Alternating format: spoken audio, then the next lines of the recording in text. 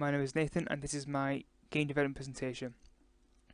For my original design document, I stated that I was going to use Substance Painter and ZBrush as my main two softwares to create the detail and the textures for them, because I feel that at the time my skills wasn't that adequate in them two softwares and I wanted to do something that I could improve on them. So this is my work. For my CMP, I think I might create a pirate ship, so for this project I decided to create the essential sort of assets that would be on a pirate ship. So as you can see, the cannon, this sort of base it sits on, the fence where it goes all around the ship, and other assets like cannonballs and chains, barrels, and just numerous things that you would find on a pirate ship. I also created a small GIF that shows the process I went through for putting everything in Unreal. It will also show the textures that I used and what assets I placed them on, because some textures have been used for multiple assets.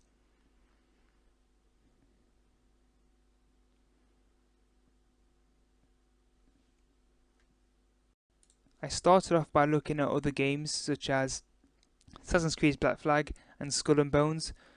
Both games, they both utilize the pirate scene very well, and both have their different approaches to them, but I mainly used them for looking at assets and what I need to create to make a full scene. Then I looked at other work that I found off Google Images, just so I can get an idea on what my scene will look like, how I will implement the assets to make my scene better.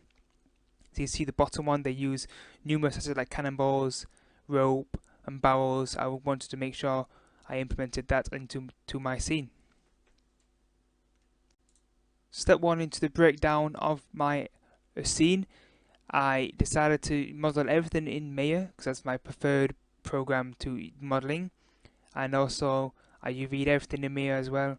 So as you can see here, to get the little distortion as possible and make everything sort of fit the texture perfectly. Once everything was modeled, I put the necessary objects into ZBrush that needed to be sculpted. The main things that needed to be sculpted was the wood, because I wanted to add really nice detail to make it look really old. So things like edge wear, dints and cracks. Then once that was finished, I used the Z Remesher tool to create the low poly.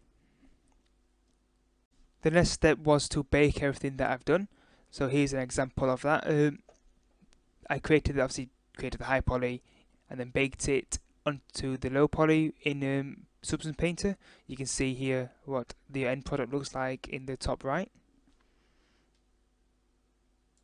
Once I had everything modeled and UV'd, I had straight away went to go on and create the texture for the cannon, because that is the main sort of focal point for my scene.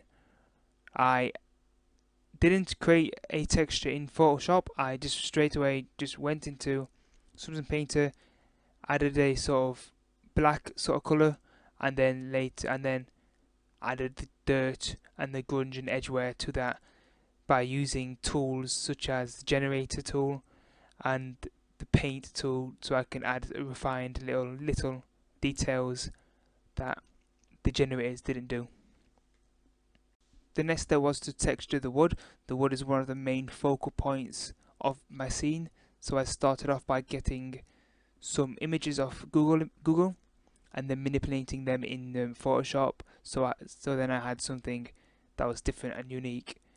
Once I'd finished that, I then later put it into Substance Painter and added such things as dirt and grunge and edgeware to give it more of a authentic look.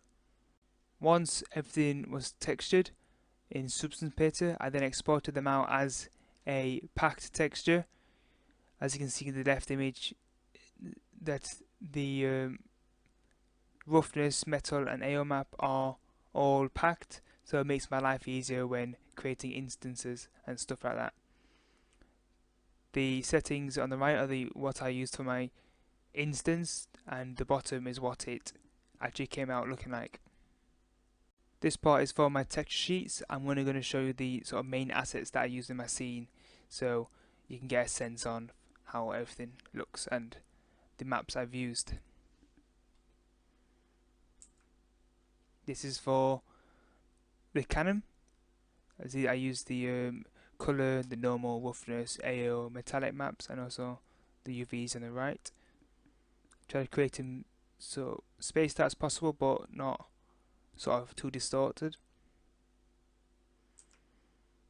The wooden planks for the flooring. I only created 2, but then I manipulated them and moved them around so they looked less sort of duplicated.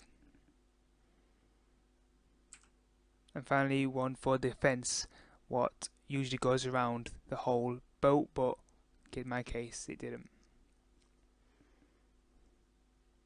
That is all, and thank you for listening.